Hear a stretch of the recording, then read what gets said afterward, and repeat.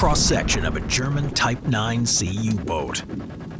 During World War II, one of the deadliest tools in the German military's arsenal was the U-boat, a submarine that crippled Allied logistics and almost cost the Western Allies victory.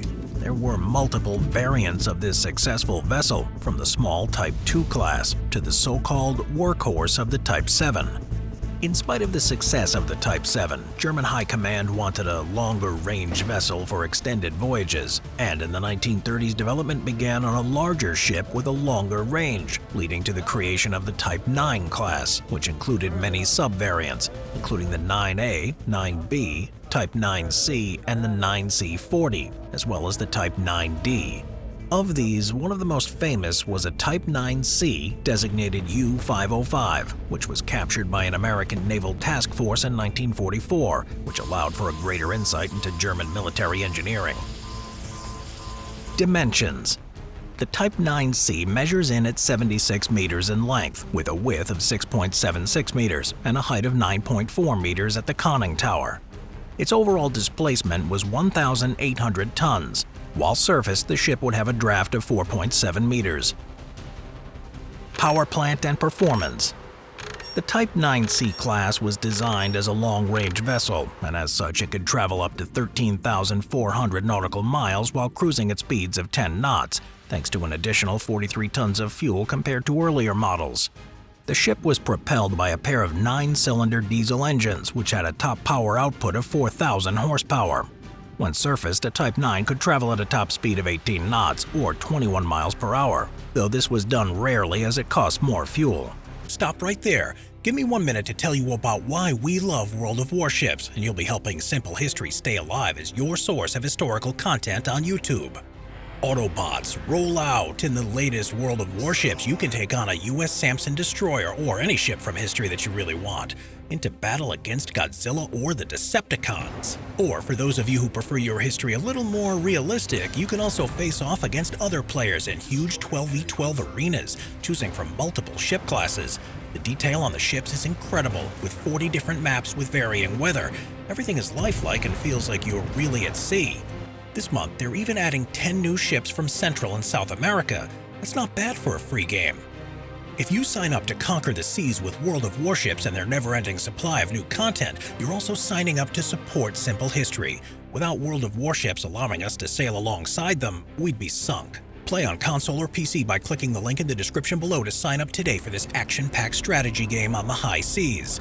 Use the code BRAVO and get started with a huge starter pack of free goodies, including doubloons, credits, premium account time, and a free ship. The engine room was arguably the most unpleasant location on the boat, as temperatures in this section could reach well over 100 degrees Fahrenheit. Since the diesel engine requires constant air intake to run, the sub also used a pair of electric motors for use underwater, which were located just behind the engine room. They were connected to a pair of 2-meter-long rechargeable battery banks and could propel the vessel at 7.7 knots or around 9 miles per hour submerged, and had a power output of around 1,000 horsepower. The maximum depth of the Type 9C was 230 meters or 755 feet. Any deeper and the outside pressure would crush the vessel. Weapon systems. The Type 9C's main armament were 6 22-inch torpedo tubes, 4 located at the bow of the ship and 2 located at the stern, 1 more than the Type 7. A fully loaded ship had a complement of 22 torpedoes. Some of the Type 9Cs were fitted out with specialized equipment for the laying of underwater mines, though the majority, including U-505, didn't possess this feature. The Type 9C also had a variety of surface guns. Just behind the conning tower was the Winter Garden platform, an extension to the tower which was mounted a 20mm anti-aircraft cannon. Further aft on the deck itself would be mounted a 37mm anti-aircraft flak cannon, an additional defense against ever-increasing threats from Allied air power. Forward of the conning tower, the Type 9C class had a mounted 105mm cannon, which could be used against smaller vessels not worth a torpedo or to finish off a crippled foe. Conning tower, radio, and control rooms. In addition to its mount for the deck guns, the conning tower was also used as a lookout platform for observation while surfaced. When submerged, the Type 9C did away with periscopes connected to the control room, common on other models, instead having a pair of periscopes situated on the tower for underwater observation. Descending the ladder from the conning tower amidship leads to the control room, the heart of the ship. Here there are stations for steering, depth control, navigation, bilge pumps, and other valves. Just forward of the control room was the radio and sonar room. Here the ship's communication equipment would be located, including the ship's Enigma machines, allowing encrypted messages to be sent and received. This section also housed the ship's sonar, allowing it to detect other vessels, be they friend or enemy. Crew quarters. The Type 9C had a standard crew of between 49 and 54 sailors and officers, though U-505 had 59 aboard when it was captured. Accommodations for these men were limited as space was scarce. On board there were only 35 bunks, so the crew underwent a process known as hot bunking, where sleeping quarters would be rotated by men coming on and off duty. Privacy was non-existent, as the sleeping quarters would be located along the walkways down the length of the ship, with on-duty sailors passing by their sleeping comrades. The bow and the stern torpedo rooms were also used as bunk space, but some of these couldn't be utilized until some of the torpedoes were fired, freeing up the room. These bunks also had to be folded out of the way while in combat, as they would impede the loading of the launch tubes. Circumstances were slightly better for the petty officers, who had permanent bunks located just aft of the bow torpedo room. The captain also had a permanent sleeping quarter located near the control room and radio room, in case he was needed during an emergency. He also had a modicum of privacy, as the captain's quarters were separated from the rest of the ship by a curtain. Toilet facilities and hygiene. There were 2 toilets on board the ship, located forward and aft. To make conditions more difficult for the men for the first part of the voyage, one of these would be unavailable, as the space would be utilized as a food storage compartment. Only after this food was used up would the toilet be free for its intended purpose. There were no bathing or laundry facilities aboard the Type 9C or any other U-boat variant. Deodorants were used to control body odors, but these had limited effect. The men had to endure not bathing for upwards of 3 months, and their clothing would be filthy, as they would have no spare clothes except for an extra pair of socks and underwear.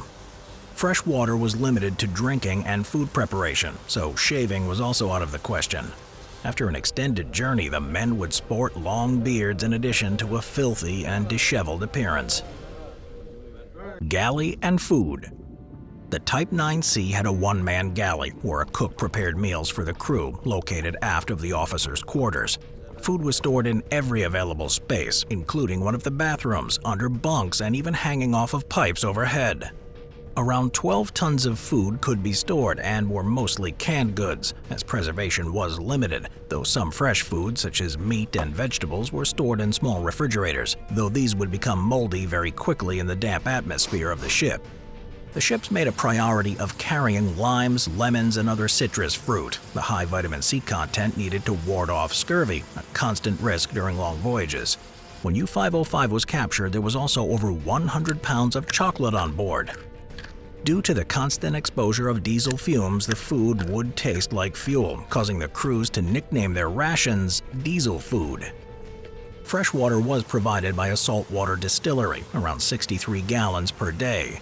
This water was used for drinking and cooking, as well as replacement water for the electric motors. Water for bathing and laundry was out of the question. Legacy. 54 Type 9Cs were on active duty during the war. The only U-boat to be sunk in the Gulf of Mexico was a Type 9C, designated U-166. Another of the class, U-505, was captured by an American task force on June 4, 1944. After capture, the ship was towed to a Royal Navy base in Bermuda. Now securely in Allied hands, it was intensely studied, and many of its engineering features influenced future American submarine designs. After its secrets were revealed, U-505 almost was used as target practice by the U.S. Navy. But instead, Father John Gallery, prominent Chicago citizen and brother of Captain Daniel Gallery, leader of the task force that captured the ship, convinced the Navy to donate the vessel to the city of Chicago as a war memorial. To this day, U-505 is on display at the Museum of Science and Industry, allowing the public to see this marvel of military engineering up close.